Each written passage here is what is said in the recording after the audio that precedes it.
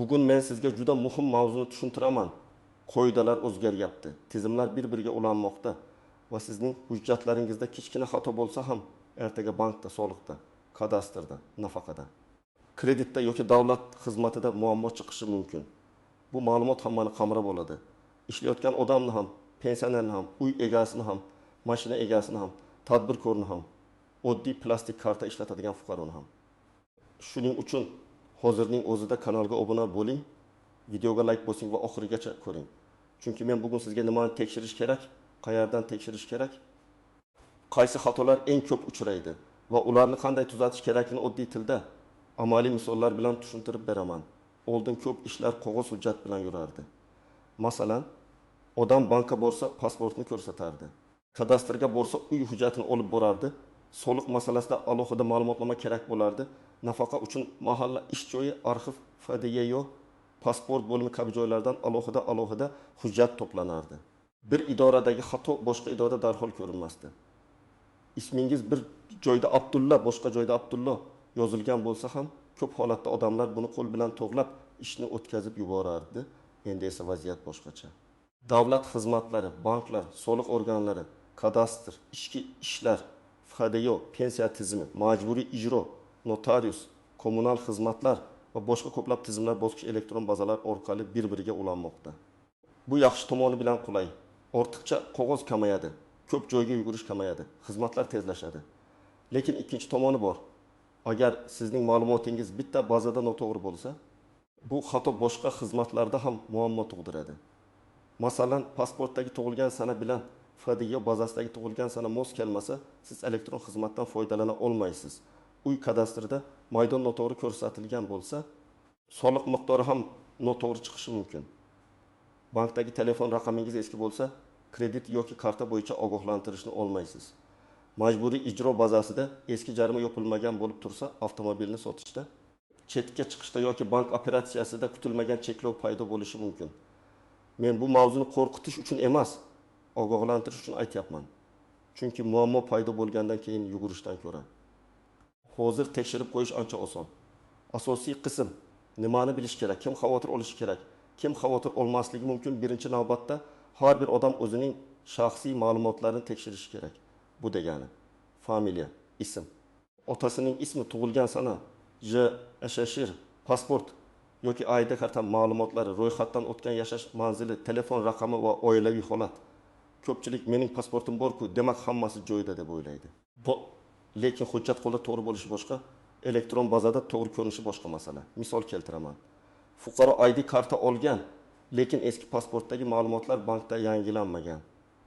U odam bank ilovasida katta summali o'tkazma qilmoqchi bo'ladi. Tizim esa identifikatsiya qilishni so'raydi.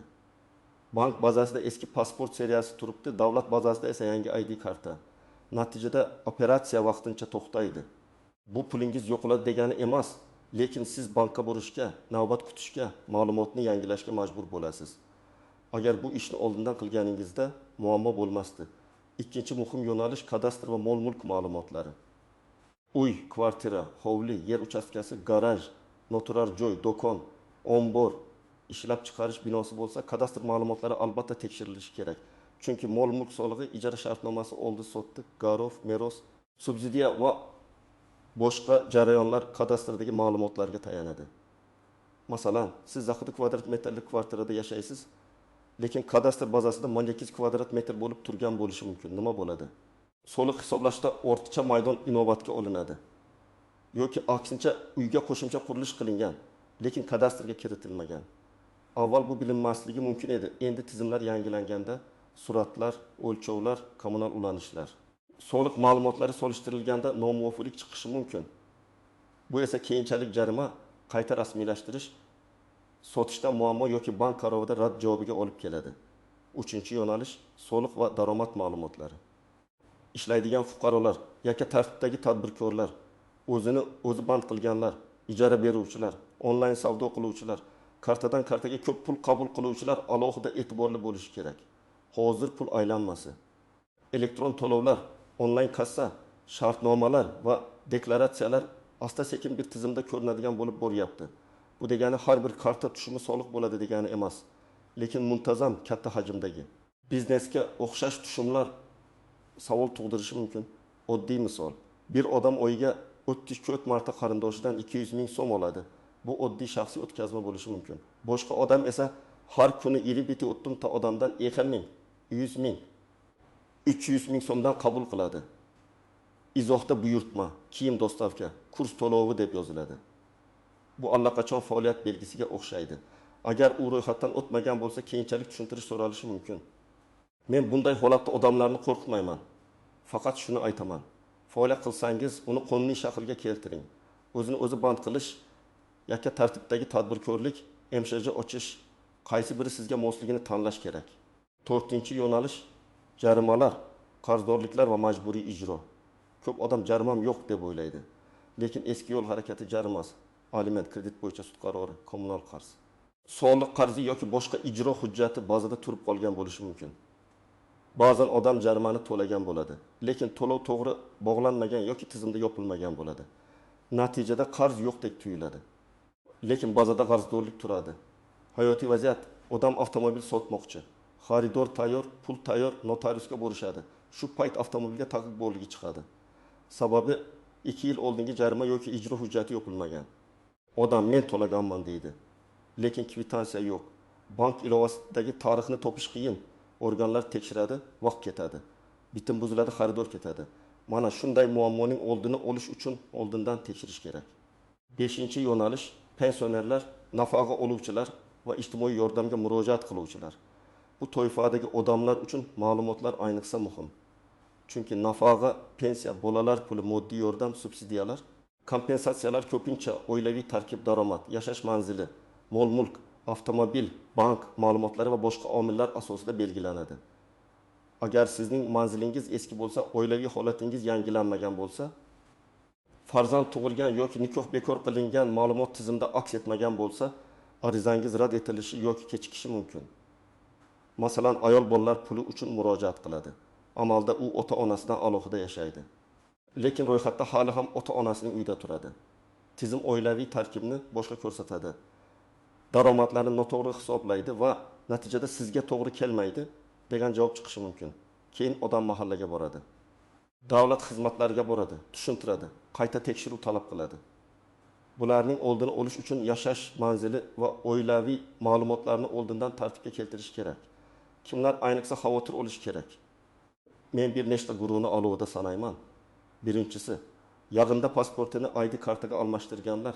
Ikkinchisi, uy yoki yer sotib olgan, meros olgan, hadya qilgan yoki kadastrni yangilamaganlar.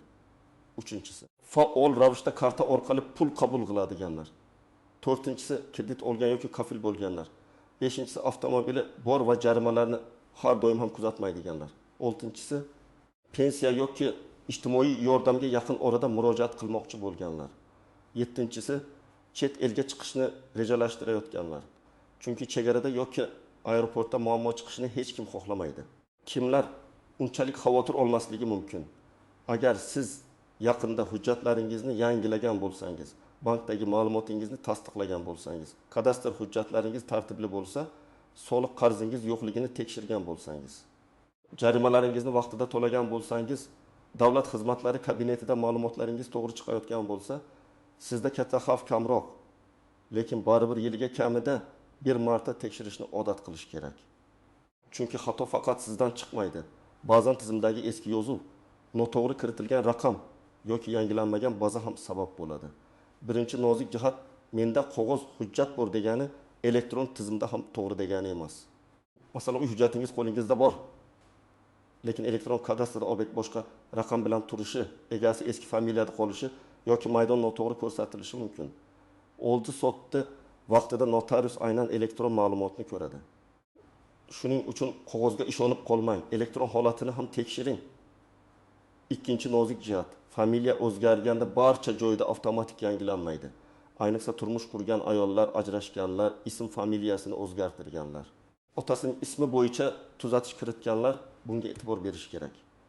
FHDYda o'zgarish bo'lgan bo'lsa ham bank, mobil operator, soliq, kadastr, ish joyi, ta'lim muassasasi yoki boshqa bazalarda eski ma'lumot turib qolishi mumkin. Uchinchi nozik jihat, telefon raqami juda muhim. Bugun ko'p xizmatlar SMS kod, elektron imzo bank tasdiqlovi davlat xizmatlari xabarnomasi orqali ishlaydi. Agar siz eski raqamni yopgan bo'lsangiz, lekin bankda yoki davlat xizmatlari tizimida o'sha raqam turgan bo'lsa, muhim xabarni boshqa odam olishi mumkin yoki siz umuman xizmatdan foydalana olmaysiz. Hatto xavfsizlik nuqtai nazaridan ham telefon raqamingizni yangilash shart. 4-chi nozik jihat. Qarindosh nomiga olingan mol-mulk va amalda siz foydalanayotgan mulk. Ko'p oilalarda uy otaning nomida, mashina akaning nomida, do'kon boshqa qarindosh nomida bo'ladi. Amalda esa boshqa odam foydalanadi. Oddiy hayotda bu muammo bo'lmasligi mumkin, lekin soliq, meros, ajrim, kredit, subsidiya, ijro yoki sud masalasida bu katta muammoga aylanadi. Kimning nomida bo'lsa. Qonuniy javobgarlik ham ko'pincha o'sha odamga bog'lanadi. Shuning uchun o'zimiz bilamiz degan kelishuv yetarli emas, hujjatni to'g'ri rasmiylashtirish kerak. 5-chi nozik jihat. Eski qarzlar o'z-o'zidan yo'q bo'lib ketmaydi. Ba'zi odamlar oradan 3 yil o'tdi, demak tugagan deb o'ylaydi. Har bir qarzning huquqiy holati boshqacha. Ayrim jarayonlarda davo muddati, ijro muddati, qayta tiklash, foiz, penya, sud qarori kabi masalalar bor. Shuning uchun eski qarz chiqsa, uni e'tiborsiz qoldirmang. Avval hujjatini so'rang. Nimadan paydo bo'lganini aniqlang. To'lov bo'lgan bo'lsa isbotini toping. Keyin rasmiy tartibda yopilishini talab qiling. 6-chi nozik jihat. Elektron imzo va shaxsiy kabinet xavfsizligi. Hozir ko'p ishlar elektron imzo orqali qilinadi. Ba'zi odamlar elektron imzosini buxgalterga, tanishiga, vositachiga yoki boshqa odamga berib qo'yadi. Bu juda xavfli. Chunki elektron imzo bilan ariza yuborish, shartnoma tasdiqlash, hisobot topshirish, ayrim majburiyatlarni olish mumkin. Agar kimdir sizning nomingizdan noto'g'ri ish qilsa, keyin men bilmaganman deb isbotlash qiyin bo'ladi. Elektron imzo parolini hech kimga bermang. Kerak bo'lsa, vakolatni rasmiy ishonchnoma orqali cheklangan tartibda bering. 7-chi nozik jihat. Bepul yordam beraman degan vositachilar. Hujjat tekshirish, subsidiya chiqarish, jarimani yopish, kadastrni tezlashtirish, soliqni kamaytirish, kredit tarixini tozalash kabi va'dalar bilan firibgarlar ko'payadi. Hech qachon pasport rasmingizni, ID karta ma'lumotini, bank karta raqami va ayniqsa SMS kodini begona odamga bermang. Davlat xizmati bo'lsa rasmiy portal, rasmiy ilova yoki rasmiy idora orqali bajaring. To'lov bo'lsa kvitansiya oling. Endi men sizga aniq qadamlarni aytaman. 1-chi qadam. Shaxsiy ma'lumotlaringizni tekshiring. My.gov.uz portaliga yoki davlat xizmatlari markaziga murojaat qilib, shaxsiy kabinetdagi ma'lumotlaringizni ko'ring. ID karta, JSSHIR, familiya, ism, tug'ilgan sana, manzil to'g'ri ko'rsatilganmi? Tekshiring. Agar portalga kira olmasangiz, yaqinlaringizdan yordam so'rang, lekin parollarni ularga berib yubormang. Eng xavfsiz yo'l o'zingiz kirish yoki davlat xizmatlari markazida xodim yordamida tekshirish. 2-chi qadam. Bank ma'lumotlarini yangilang. Qaysi banklarda kartangiz borligini eslang. Bank ilovasiga kiring yoki filialga boring. Pasport yoki ID karta ma'lumotlari, telefon raqami, yashash manzili, ismingiz to'g'ri turibdimi? Tekshiring. Agar eski raqam, eski pasport yoki eski familiya turgan bo'lsa, darhol yangilang. Katta summali operatsiya qilishdan oldin buni albatta bajaring.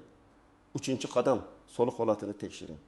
Soliq organining rasmiy ilovasi yoki shaxsiy kabinet orqali qarzdorlik bor yo'qligini ko'ring. Mol-mulk solig'i, yer solig'i, daromad solig'i, tadbirkorlik bo'yicha majburiyatlar, ijara bo'yicha holatni tekshiring. Agar qarz chiqsa, darhol to'lashga shoshilmang. Avval u nimadan paydo bo'lganini tushuning. Ba'zan qarz to'g'ri bo'ladi, ba'zan obyekt noto'g'ri bog'langan bo'ladi, ba'zan eski ma'lumot sabab bo'ladi. Tushunmasangiz, soliq inspeksiyasiga yozma murojaat qiling. 4-chi qadam, kadastrni tekshiring. Uy yoki yer hujjatingizni oling. Kadastr raqami, egasi, manzil, maydon, obyekt turi, hujjat asosi to'g'ri ko'rsatilganmi qarang. Agar qo'shimcha qurilish qilgan bo'lsangiz, meros hali rasmiylashtirilmagan bo'lsa, eski egasi nomida turgan bo'lsa yoki maydon bo'yicha farq bo'lsa, kadastr organiga murojaat qiling. Keyin qilaman demang, chunki sotish. Garovga qo'yish yoki meros vaqtida bu masala baribir chiqadi. 5-chi qadam. Jarimalar va ijro hujjatlarini tekshiring. Avtomobil jarimalari, sud qarorlari, majburiy ijrodagi ishlar, aliment yoki boshqa qarzdorliklar bor yo'qligini aniqlang. To'langan jarima yopilmagan bo'lsa, to'lov kvitansiyasini yoki bankdan to'lov tasdig'ini oling va tegishli organga murojaat qiling. Murojaatni og'zaki emas, imkon qadar yozma yoki elektron shaklda qiling. Shunda sizda dalil qoladi. 6-chi qadam. Oilaviy holat va IXDO ma'lumotlarini tekshiring. tug'ilganlik guvohnomasi, nikoh, ajrim, farzandlar, familiya o'zgarishi kabi ma'lumotlar to'g'ri aks etgan bo'lishi kerak. Ayniqsa ijtimoiy yordam, meros, pensiya, aliment, chet elga chiqish yoki farzand hujjatlari bilan bog'liq masalada bu juda muhim. Agar xato bo'lsa, FADG organiga murojaat qilib, tuzatish kiritish tartibini so'rang. 7-qadam, hujjatlarni tartib bilan saqlang. Men har bir oilaga alohida papka qilishni maslahat beraman. Unda ID karta nusxalari, nikoh yoki ajrim hujjatlari, tug'ilganlik guvohnomalari, kadastr hujjatlari, oldi sotli shartnomalari, kredit shartnomalari, jarima to'lovlari, soliq to'lovlari, pensiya yoki nafaqa hujjatlari bo'lsin. Elektron nusxasini ham telefon yoki kompyuterda emas, xavfsiz joyda, masalan, parol bilan himoyalangan xotirada saqlang. Lekin bank karta parollari va SMS kodlarini hech qachon hujjatlar yoniga yozib qo'ymang. 8-qadam, agar xato topsangiz, to'g'ri murojaat yozing. Murojaatda hissiyot emas, fakt bo'lishi kerak. Masalan, mening shaxsiy kabinetimda yashash manzilim noto'g'ri ko'rsatilgan. Amaldagi ID kartam va ro'yxatdan o'tgan manzilim ilovada taqdim etilmoqda. Ma'lumotni tekshirib, bazaga tuzatish kiritishingizni so'rayman. Yoki kadastr bazasida obyekt maydoni 8 kvadrat metr ko'rsatilgan, hujjatimda esa ahibini kvadrat metr. Ushbu nomuvofiqlikni tekshirib, qonuniy tartibda tuzatishni so'rayman. Murojaatga hujjat nusxalarini ilova qiling. Murojaat raqamini saqlab qo'ying. 9-qadam, tadbirkorlikka o'xshash faoliyat bo'lsa, uni qonuniylashtiring.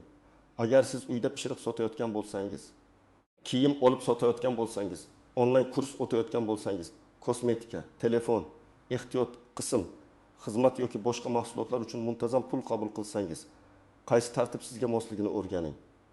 O'zini o'zi band qilish ayrim faoliyatlar uchun juda qulay. Katta aylanma bo'lsa, yakka tartibdagi tadbirkor yoki yuridik shaxs kerak bo'lishi mumkin. Buni oldindan to'g'ri qilsangiz, keyin jarima, tushuntirish, bloklanish yoki soliq hisob kitobi bilan qiynalmaysiz. 10-qadam, yiliga kamida bir marta hujjat auditi qiling. Men buni oddiy oilaviy tekshiruv deb atayman. Bir kun ajrating. Shaxsiy ma'lumot, bank, soliq, kadastr, jarima, kommunal, kredit, pensiya yoki nafaqa masalalarini tekshirib chiqing.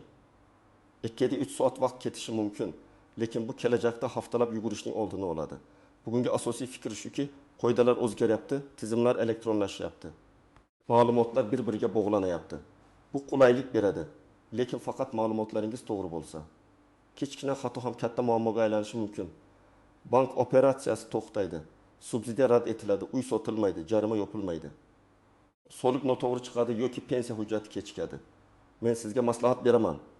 Bugunoq shaxsiy ma'lumotlaringizni, bankdagi ma'lumotlaringizni, soliq va kadastr holatini, jarimalar va qarzdorliklarni tekshiring. Xato topsangiz, vahimaga tushmang. Rasmiy tartibda murojaat qiling, hujjatlarni to'plang va masalani oxirigacha yoping. Sizda shunday holat bo'lganmi? Hujjatdagi xato eski jarima, kadastrdagi nomuvofiqlik yoki bankdagi ma'lumot sabab muammoga duch kelganmisiz? Izohlarda yozing. Boshqalar ham sizning tajribangizdan foyda oladi. Videoga like bosing, kanalga obuna bo'ling va yaqinlaringizga ham yuboring. Chunki bu mavzu faqat bitta odamga emas, har bir oilaga tegishli.